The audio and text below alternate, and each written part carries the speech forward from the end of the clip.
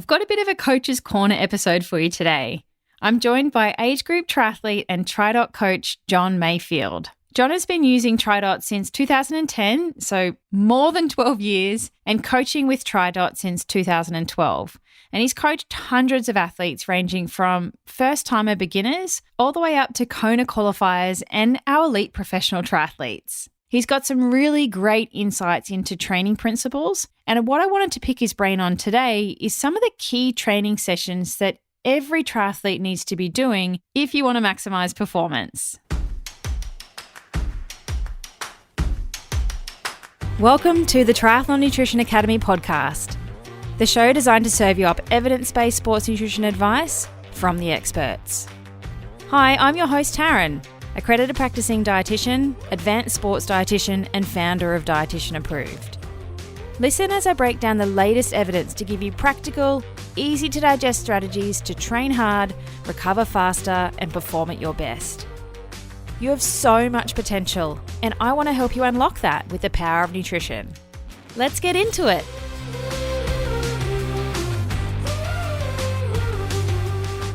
Welcome to the TNA podcast, John, and congratulations for a ripping race in Ironman Florida event last weekend. Congratulations. Was that your 10th Ironman? That was my 10th Ironman. So yeah, thank you. Appreciate that. It was a good day. And PB for you? It was, yeah. So I barely squeaked in under 11 hours, which had been my goal for a while. I chased several Ironman trying to get there under that 11-hour mark. And last Saturday was my day. Yeah, well done. 10:57 is still sub 11 hours. Claim that. So as an experienced age group triathlete yourself, and you've been coaching for the past, 10 years, I wanted to get your thoughts on some of the key training sessions that every triathlete should be including in their programming. Now, when we have to train for not one, but 3 sports, we can be pretty time poor, right? And we want to make sure that we're getting the best bang for our buck out of training. We're not wasting our time doing junk miles or sessions that aren't going to help us reach our goals. We know that some athletes maybe do their own programming. Some athletes train in a squatter environment and have more of a group program.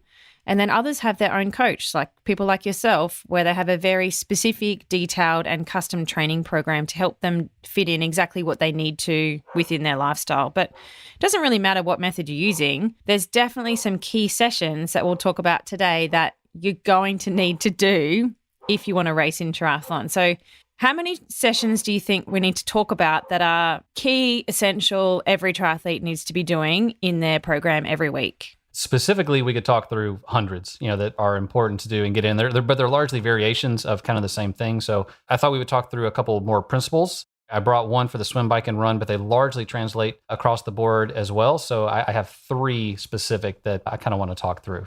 Okay, cool. Nice and tidy, neat little package of 3. Let's get straight into it then. What is the first key session that every triathlete needs to be doing to maximize their performance? Really what it comes down to in swimming is to be a good, fast swimmer, you have to have good, proper technique. So there's the saying that practice makes perfect, but that's not really the case, especially not in swimming. It's really more perfect practice makes perfect. You have to do things right in order for them to work properly. So, there's the old saying, you can't out-exercise a bad diet. That's also true like in swimming. You can't out-volume bad technique. And a lot of people try that.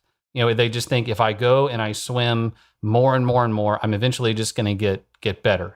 There's a little bit of maybe some truth or maybe a little bit of mistruth in that, especially starting out early, you start to figure out some things. You can read some articles and make some adjustments and kind of figure out what works and what doesn't. And then as you do that, you may see some improvements initially, but that's going to plateau very, very quickly. But then what we'll see is people just try to do more. If some volume is good, more is better.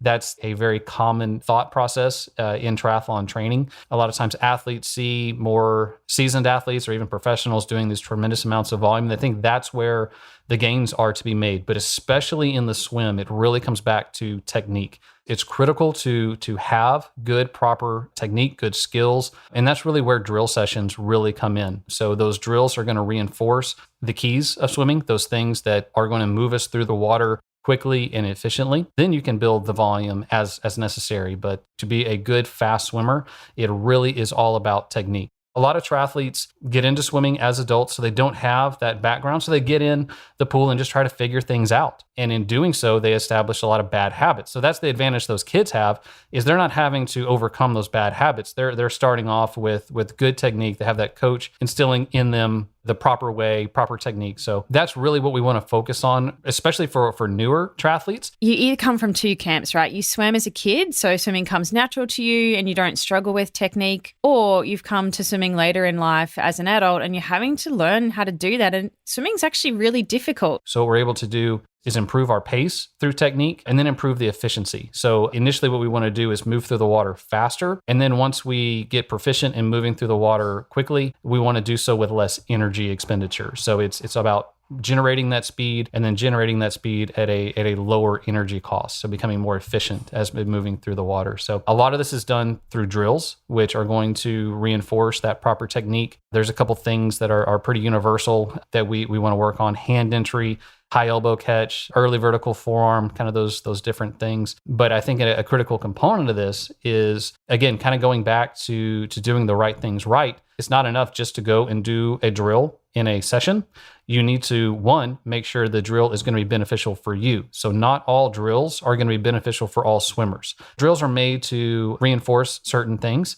And if a swimmer is already doing those, or maybe even overdoing some things, a drill that reinforces that is going to be counterproductive for them. And then you have to do those drills right. So it goes back to kind of not practice making perfect, but perfect practice making perfect. Because if you're doing the drill wrong, then it's not going to be beneficial for you. So it's critical to identify what are the drills that are going to help you improve your swim technique, and then really learning how to do those drills properly so that they can be beneficial. So you can develop that muscle memory, so you can develop the strength along with that. I am a big fan of dry land exercises, specifically dry land tubing. So these are using resistance bands. They have some that are swim specific. And this dry land tubing is really beneficial in two ways. One, it builds strength. So it's mimicking the muscles used to catch and pull that water to move through it, and even does so, I would say, more efficiently. So you can actually build strength through those dry land tubing sessions.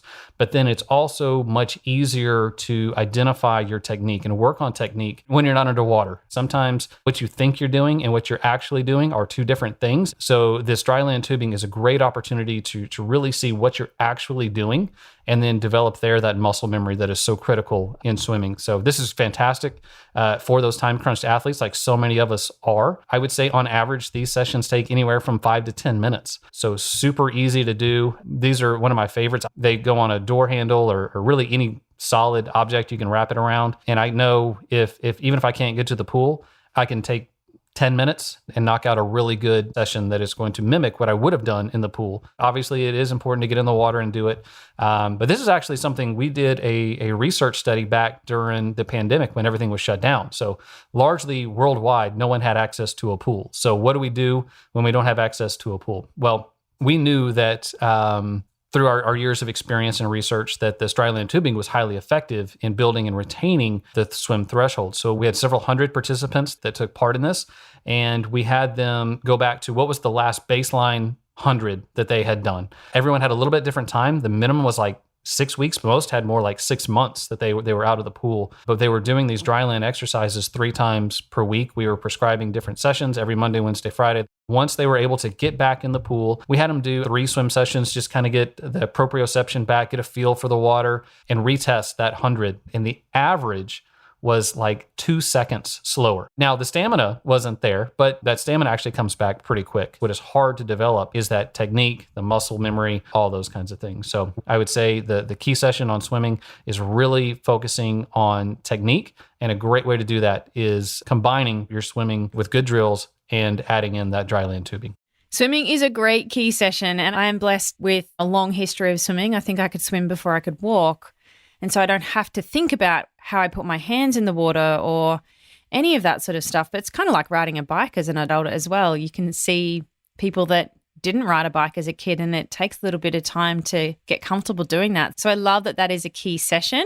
And also love the suggestion to do some dry land technique stuff because, yeah, if you travel a lot, you're busy, you're away, you may not have access to a pool, or sometimes it's just bloody freezing in winter and you don't want to get in. There is an option that can maintain that technique with the dry land band. So that's awesome. So that swim technique side of thing, how often should somebody be including a technique session into their programming? And how would you identify what sort of drills that you need to be doing to make your technique better? Every session needs to have some technique work in it, because even as you mentioned, those that have years of experience and have great muscle memory, that can lapse, or you can develop some new patterns or new muscle memory that may not be correct. So it's always important and a good idea to reinforce that proper technique through drills. So I would say never go away from drills completely. The more experienced, the more proficient you are as a swimmer, the more time you can spend on building threshold, building stamina, whatever it is that you're going to be doing. But it's always a good idea to include at least a certain amount of technique. Maybe it's, the first 15 minutes of one session per week. Or for those that are relatively new to swimming, it may be 2/3 of the session 3 times a week, kind of depending on where you're at in your swim experience, swim journey. How much work do you need to do? How good is your proprioception? How quickly do you learn? That's certainly an aspect to it as well. Some swimmers have very high proprioception. These are a gift to work with as a swim coach, because you can say, you need to put your hand right here and do this motion, and then they do it and they never do anything else. Other people will say, I thought I was doing that. I'm trying really hard to do that, and they're doing absolutely nothing like that. So for those, they're going to need more time to really develop that feel, the proprioception, to kind of have that spatial awareness of what their body is doing. So I would say for those newer swimmers, it really needs to be a focus, is developing that really good stroke. As before you try to build a whole lot of speed or stamina around it, really focus on the technique. But even for those that have been swimming for years, it's still important to make sure that you're maintaining that good technique. And again, vast majority of swimmers still have opportunities for improvement. There are small things that we can do, small tweaks that can be made that oftentimes can have a little breakthrough. You may be stalled in your progress for even a number of years, and there may just be some small thing that you don't even realize that you're doing, or a small improvement, small tweak that can lead to big gains. And that's really where it's great to have a knowledgeable coach that can look at your stroke, see what you're doing, and then prescribe those drills. As I talked about, it's not just about doing random drills, it's about doing drills that are going to help you and improve your stroke. So having that knowledgeable resource that can prescribe those drills and help you identify what are the drills that are going to be beneficial for you, as to those that may even be counterproductive. Yeah, that's why triathlon's so addictive, right? Because there is always something that you can do a little bit better. And that's across 3 sports, not one. So definitely very addictive if you have that high achieving, competitive type nature, which a lot of triathletes do have. Okay, so that's an excellent key session. My only thought is I'm going to play devil's advocate here, because I know a lot of triathletes hate swimming. They suck at swimming because it's not their strength. And it is the shortest part of a triathlon too. And so they're like, stuff it, I'll just focus on my run because that'll give me a better overall result. But the better you are at swimming, the more efficient you are, the better your technique is, the less that is going to wear you out, so that by the time you get on the bike, you're not absolutely exhausted and struggling for that first bit. So any advice from a coach's perspective on those people that are listening going, stuff it, I'm just going to focus on the back end of my race where I'm going to make up more time? There is some truth to that. Statistically, the bike is the longest, and a lot of times there's more to be made up on the bike and the run. So there's certainly some logic and even truth to that. And that's really where technique comes in, because technique isn't all about speed. It's also about that efficiency. So if you're coming out of the swim so far back that you can't be competitive, if you are an athlete that's wanting to get on the podium, qualify for championship races, that sort of thing, but your swim is holding you back, and you're getting out of the water so far back that even if you have a great swim, great bike, you're not there, then obviously that's a huge deal. Or kind of as you mentioned, if you are expending so much energy on the swim that you're not meeting your potential on the bike and run, then obviously you're wasting a lot of potential there. If you're got that strong bike, got that strong run, but if you're just gassed, your heart rate is through the roof, you're burning a ton of calories, one, because you've been in there so long, and two, you've been working so hard. It's all about reaching your potential. So that really comes back to mindset. We see that a lot.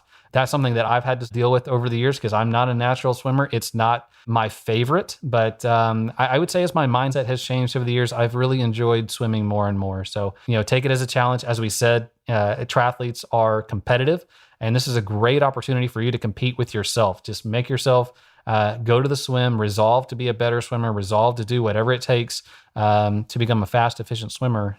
Keep working at it, keep plugging away, and you'll make those breakthroughs, and then be coming out with the front pack swimmers. Yeah, love it. Love it. So what is your second key session that we need to do as a triathlete? Moving on to building threshold on the bike. So really the bike is all about the FTP, that functional threshold power. So whether you're racing short course, long course, it really comes back to how much power can you generate? What are those watts per kilogram that are going to carry you throughout triathlon? We tend to think of long course, and there it's all about stamina because those bike legs are so long.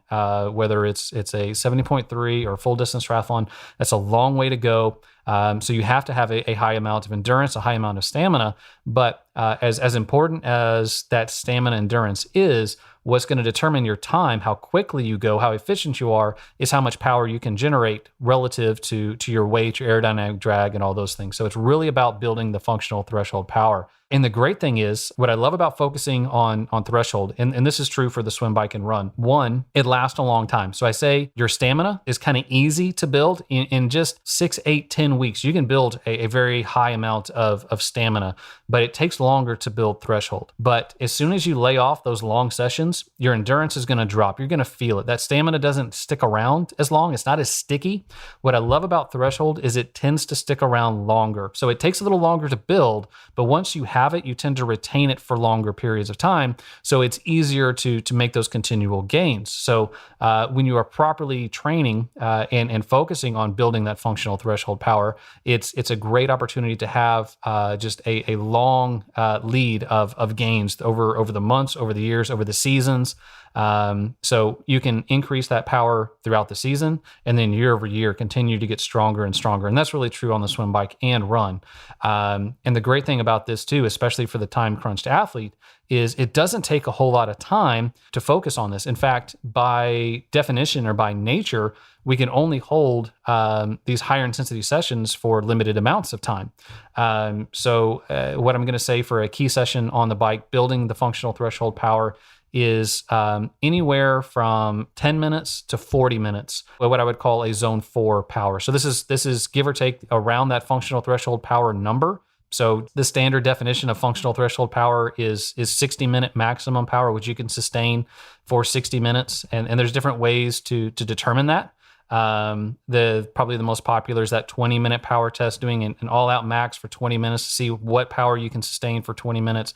Extrapolate that over 60 minutes, and that is one way of estimating what your functional threshold power is, and then holding that in those sessions. Not a lot of fun, but also if you do those on a regular basis, there's benefit to it. So one, you're doing that hard session, and it only takes 20 minutes, right? So we're talking about efficiency with time here.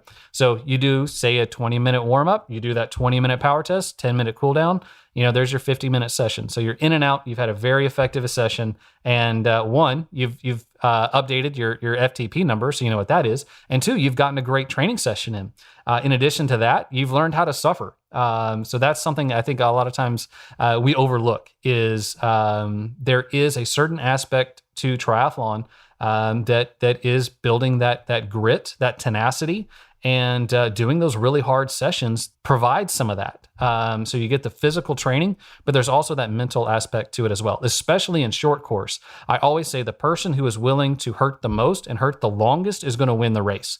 And, that's a critical component to the race as well, is developing that. So again, those sessions are anywhere, I would say, at least 10 minutes at that threshold power, up to 40 minutes would be kind of the max that you would want to do of that threshold power in one session.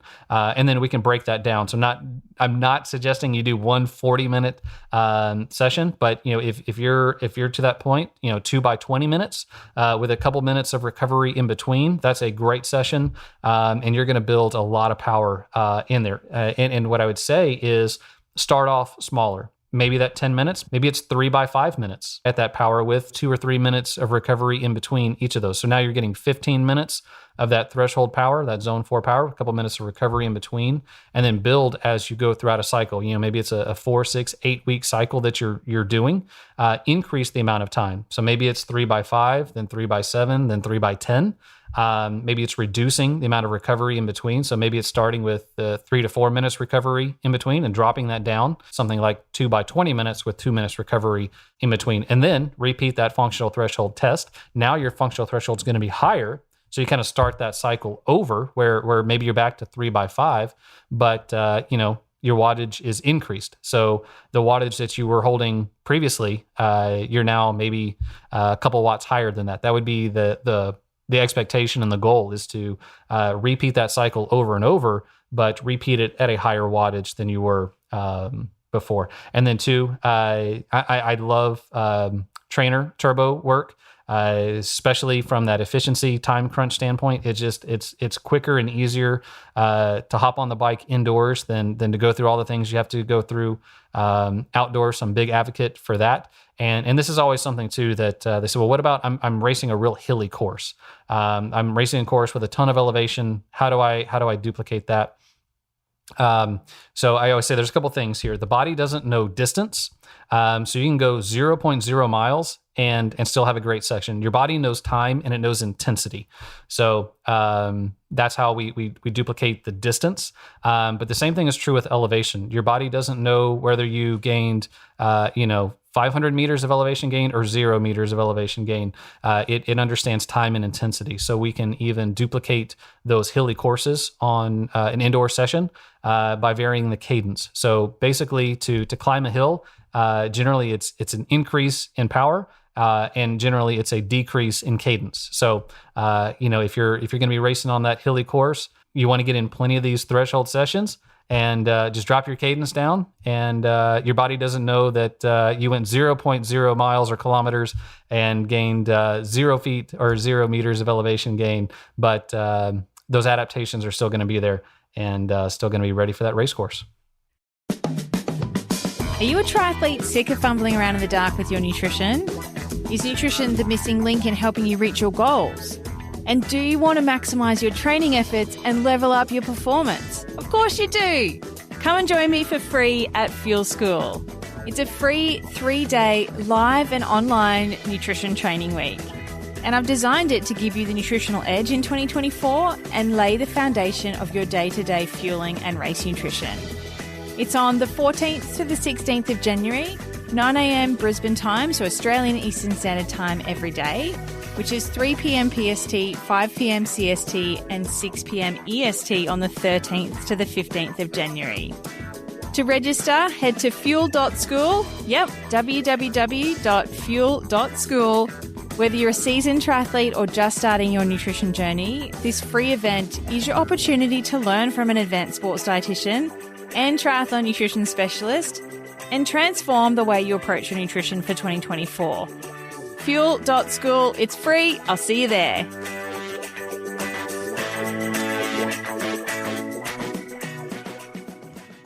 Another great session. And again, kind of going down the path of there's always little bits that you can improve. So this FTP, like building that on the bike, it never ends. It just keeps going. So when you're talking about putting those sessions into a week, are we looking at doing a session like that every week or every couple of weeks? How often should we be doing that? It's going to vary depending on the athlete and what they're training for.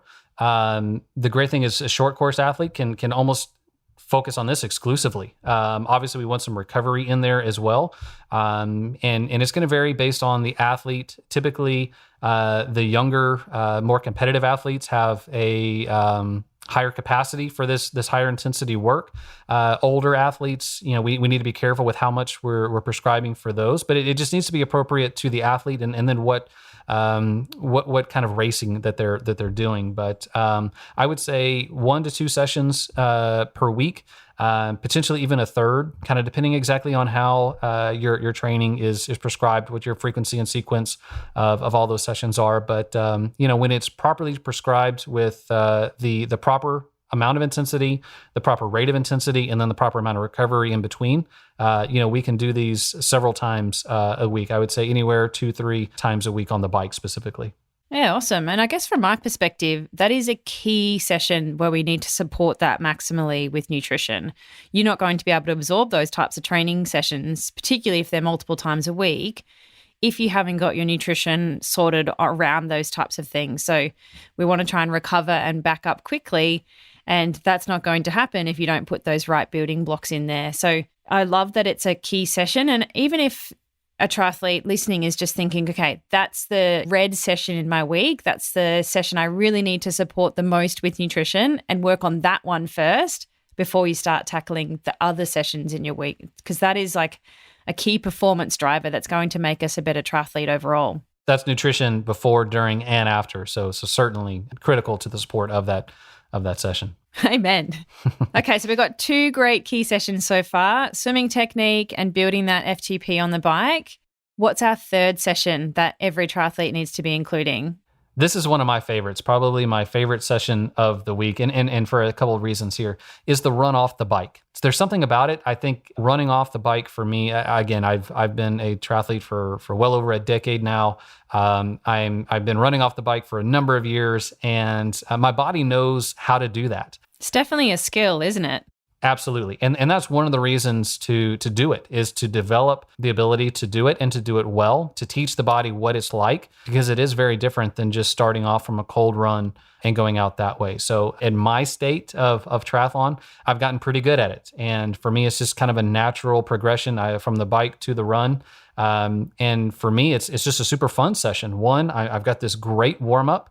I'm on the downside of the 40 plus group. So, my body appreciates that, longer warm up, as opposed to, just starting off cold and doing a normal run warm up. But, if you're going and doing an hour bike session and then doing a run off, certainly the body is in a very warm state, at that point. So it's just conducive, to that. And, especially when you've got that good cadence on the bike, your feet and legs are used to that higher turnover rate. So that's a great opportunity, especially if you have kind of an unnaturally low cadence. This is a great opportunity to work on that. Build the cadence on the bike, especially, kind of 80 to 90, preferably probably closer to 90 if we are looking to run off afterwards. So, everyone's cadence is a little different, but kind of rule of thumb is give or take that 90 steps, 180 steps per minute. When we reinforce that on the bike, it's going to translate over to the run. So spin those pedals at 90 RPM, and then when you jump off and start to run, your legs are going to be used to that 90 RPM cadence. So great opportunity there to focus on that. That's especially important in the shorter course racing, where you're coming off and going into that dead sprint, running as fast as you can off the bike. So the great thing about these two, especially for those time crunched athletes, is the run off the bikes don't need to be long. I see this is actually a fairly common mistake that triathletes will make. And it's one of those things that's kind of intuitive. If I'm going to be running 5K off the bike in my race, or running a marathon off the bike in my race, then maybe I need to do that in training.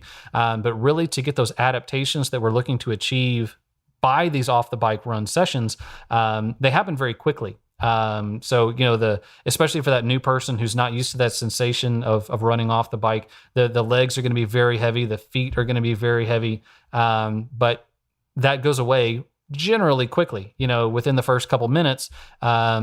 Your body has adapted to running. It's getting used to the feel of running, and you're good to go so far as that is. So for me, I say rule of thumb, 20 minutes off the bike is really all you need for a high quality run off the bike session. For me, my longest, like I said, I just raced Ironman over this past weekend. My longest run off the bike was 40 minutes.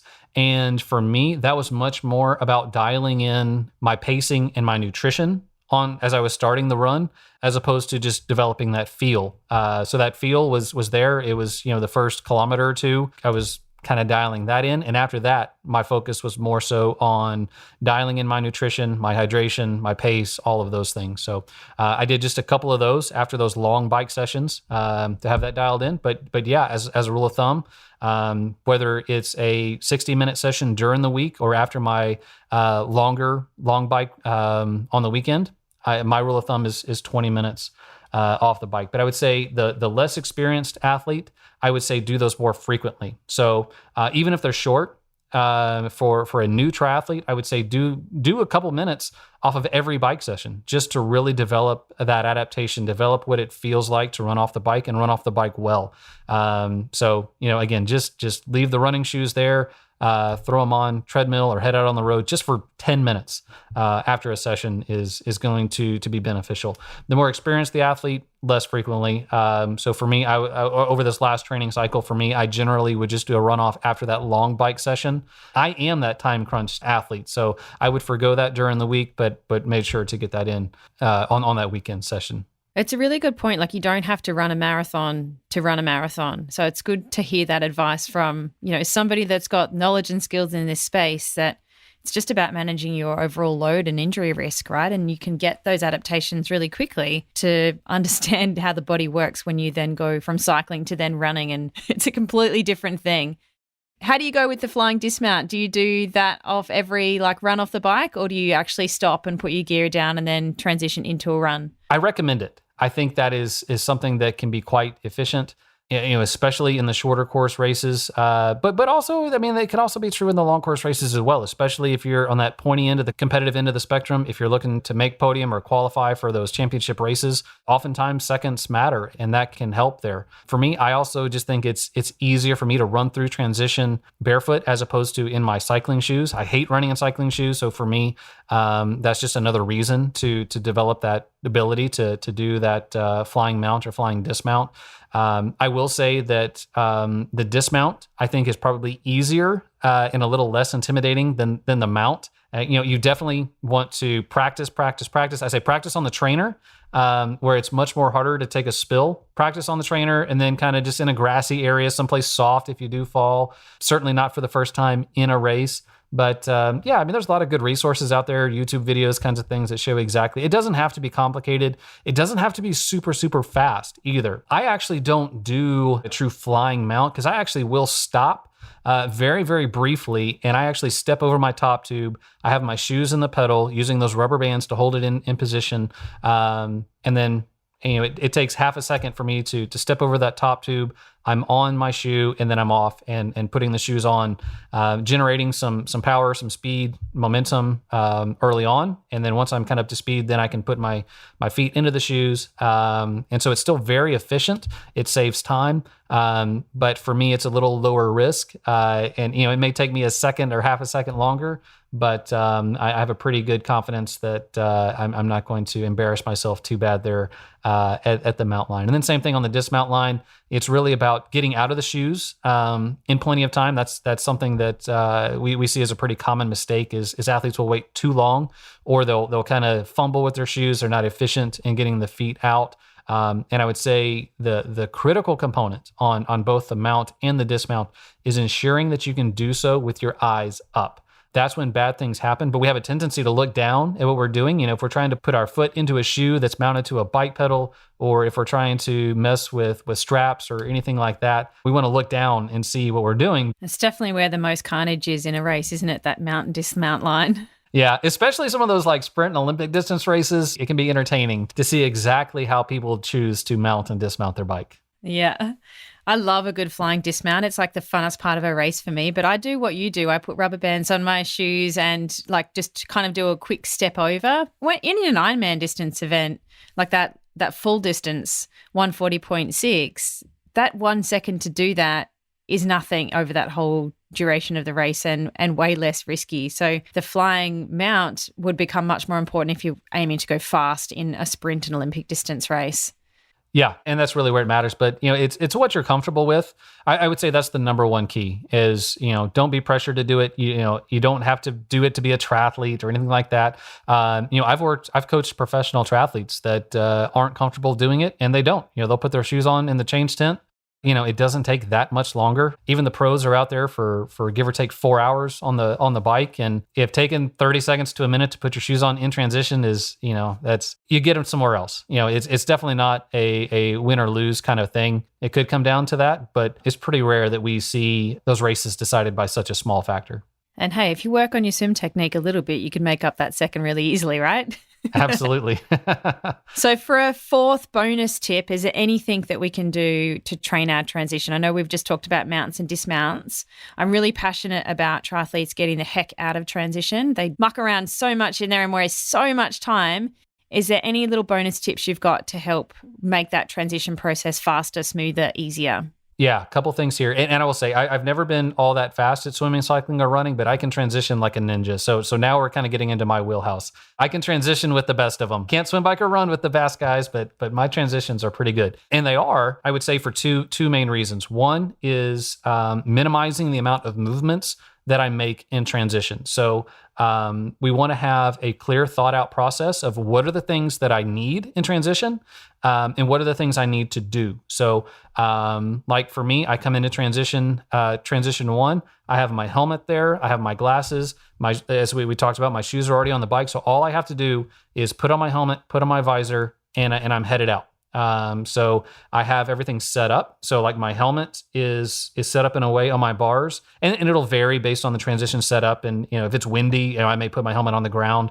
But it's set up in such a way that I just pick it up and put it directly on my head. So I'm thinking about, even which way the helmet is oriented, to where it's just very simple, put it on, not thinking about a whole lot, not doing a whole lot. And then I don't have a bunch of stuff sitting around either to distract me. The only thing there in T1, on top of my bike, helmet, visor, and then I'm gone. So it's about minimizing the amount of stuff you have in transition and then minimizing the amount of movements that you have to make. And then it's about practice. Know what you do and then just get really good at doing it. For me, there's a couple more steps in my T2, but kind of same thing. And I love this tip is, especially if you wear a cap out on the run, that cap is a great little bag that can actually put a bunch of stuff in and go with you. So instead of like my race number belt, I will put that in my cap. My sunglasses go in my cap. If I'm carrying any nutrition, gels, or anything like that, all of that goes in my cap. So I slip on my run shoes real quick. For me, my preference is short course racing, sprint Olympic. I use elastic laces. If I'm racing 70.3 or Ironman distance, I'll take those couple extra seconds to actually tie. I feel a little bit better with the laces. So depending on which distance I'm racing is going to determine which laces I have. But especially in those short course races where I'm really trying to minimize my transition time, basically I get my shoes on with those elastic laces, and then I grab that cap that has everything in it. And then as I'm running out of transition, I can throw on my sunglasses. I can put on my race number belt, and once everything is empty, then the cap goes on my head, and I'm good to go. So instead of standing there at my bike doing all those things, I'm actually doing them as I'm moving through. Another tip is, and this is one of those like fraction of a second kind of things, but instead of using that race number belt and buckling it around your waist, you can start with that already buckled and then just kind of put it on over your head. So it's again, one of the things to practice and get good at, but this takes like 2 times practicing and you'll nail it. You got to kind of, get your arms through it, and then it's around your waist, but it's super easy to do while you're running. It's easier to do that while running at a transition than it is to buckle, that race number belt. And, especially in that short course race now where seconds really can matter, that could conceivably be the distance between first place, second place, or even falling off the podium. So many great tips there, John. It makes me want to race again. It's been a while since I've raced, because kids have been a bit of a spanner in that for me. This body's not ready to race yet, but I do all of those things, and it makes me feel really excited that is what good athletes are actually doing out there. Thank you so much for sharing your wisdom with me today, John, and the listeners. I know that there's some really good gold nugget tips in there and some key things that they can implement straight away to make sure they're maximizing their training programs with things that actually matter, things that are going to push the needle, because your programming can be really full. You might work full time. You probably have family commitments as well. And, we need to be making sure that we're getting the best bang for our buck out of our sessions. And you've just gone through some really great things through swim, bike, run, and then, bonus transitions to make our race day as fast and efficient as possible, because that's what we do it for, right? Like, yeah, we want to have a great time and be social, but at the end of the day, we put in all these hours training to maximize our performance on race day. And it doesn't mean necessarily hitting the podium. It could just be doing better than the last time, or it could mean getting to the finish line in one piece. But some really great tips there to start to think strategically about your programming and make sure that what you're doing counts. So what's next on the cards for you then? You've just done an Ironman. I know you've had a busy racing schedule over the last sort of 6 months, but what's next for John Mayfield? So I have one more race this season, and it is middle distance race in Daytona, Florida. It's at the Daytona International Speedway. It's Clash Daytona, which is part of the Challenge family. We're actually camping in RVs in the Daytona Speedway. So that's something I've not done before, but they bill it as a great thing. You basically are sleeping right next to transition. So you roll out of bed and you're in the transition area. So it's a great race, ton of fun, kind of iconic for the motorsports folks. Oh, amazing. Well, good luck for that one. And if people want more, what's the best way to connect with you?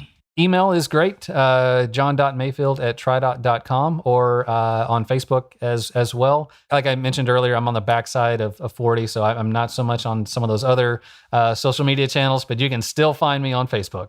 All right. Well, thank you so much again, John.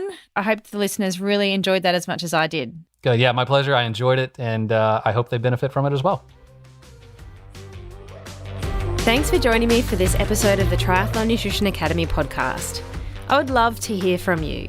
If you have any questions or want to share with me what you've learnt, email me at podcast@dietitianapproved.com. You can also spread the word by leaving me a review and taking a screenshot of you listening to the show. Don't forget to tag me on social media at dietitian.approved so I can give you a shout out too. If you want to learn more about what we do, head to dietitianapproved.com. And if you want to learn more about the Triathlon Nutrition Academy program, head to dietitianapproved.com/academy. Thanks for joining me, and I look forward to helping you smash it in the fourth leg. Nutrition!